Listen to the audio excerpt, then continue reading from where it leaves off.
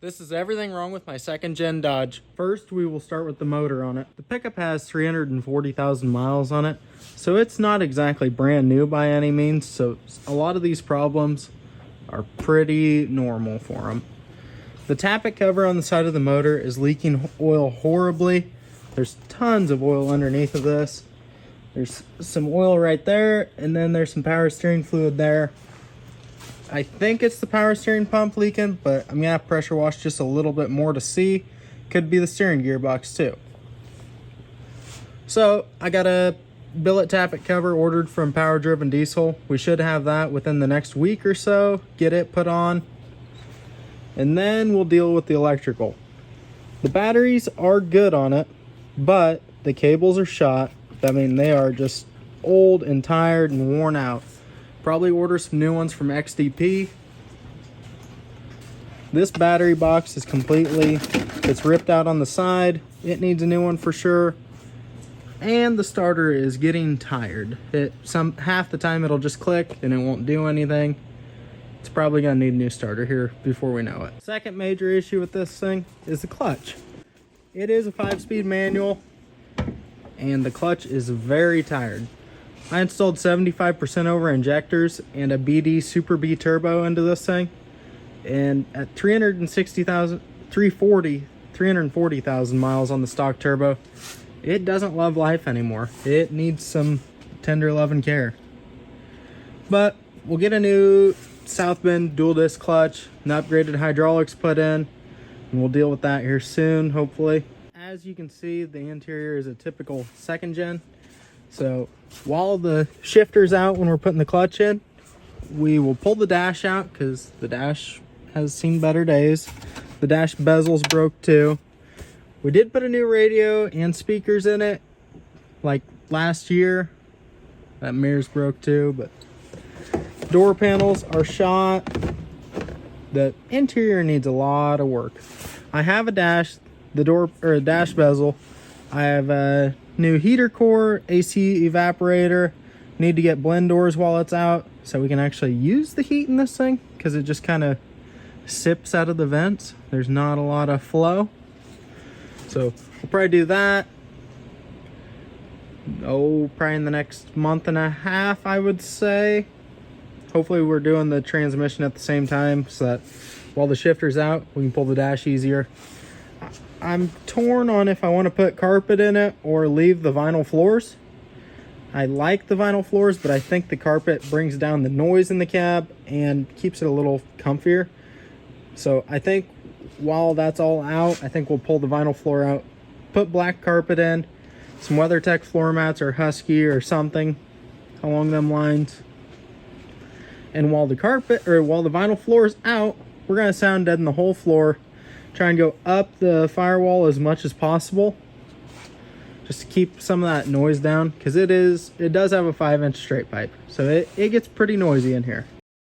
I know this is hard to believe, but every second gen, the steering is super tight, so pretty much everything under the front end needs rebuilt. Control arm bushings are worn out. The steering, everything on the steering is shot. It needs I'm guessing it needs a gearbox too, but we will deal with that when the time comes. It should be drivable for a little bit. We'll try and work out some of the mechanical issues, and then we'll deal with the steering. So that's kind of the plan. But if we hit the lottery or something for the exterior of this thing, every body panel pretty much needs redone.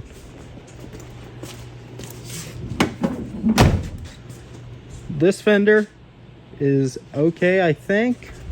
There's no rust starting at the bottom, so I would say it's probably fine. The hood is pretty solid. It's got a few little dents and dings, but maybe do a cowl hood. Driver door is starting to get some rust at the bottom. I don't think it's probably worth saving because it's probably rusting from the inside out. But the rear door on this side is actually pretty good. As you can see, the cab corner is not loving life. It's gonna have a hole in it before we know it, but I think the rest of the rocker moving forward is pretty solid. That seam right there is showing a little bit of rust, but I think we can get that stopped. the box is screwed. There's no point in saving the box whatsoever. Taillights are junk. Tailgate's been gone for probably 10 years on this thing. And this box side is completely broke apart. It's been welded probably 4 times now, and it does not want to stay on. So it needs a whole new box. Don't really want to put a flatbed on it.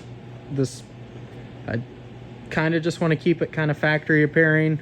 Maybe we'll do some like 4th or 5th gen stock wheels at some point, but as of right now, I want to keep it OEM plus. Just a nice clean look.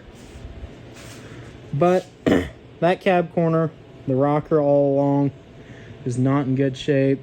That door, rear door, and this fender are all screwed on this side. As you saw earlier, the mirrors are both pretty messed up. They're gonna need new mirrors at some point, but it's kind of an overview of what all is going on with this pickup. We have the box off. We'll try and pop out that back of the cab just a little bit, but it's had a rough life. It was my dad's pickup forever, and it needs some work done. I'll give you guys a start up on it. It does start and run super good. It's got great oil pressure.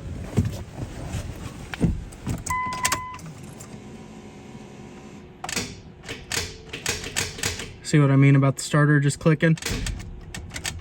One of the battery cables must be loose still, obviously, because they're screwed up.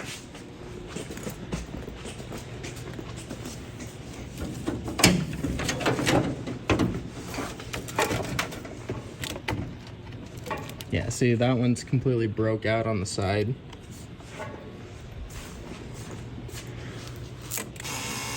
There we go.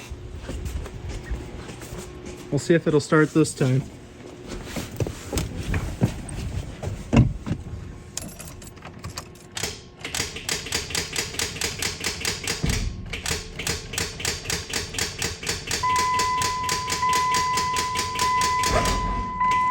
Oh, it wants it.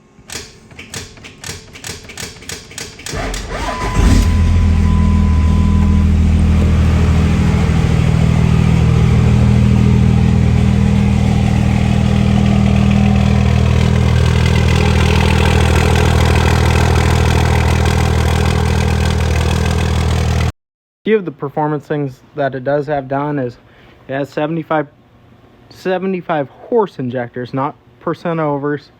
It's got a BD Super B turbo. I think it's equivalent to like an S362. S&B intake that is dirty as shit.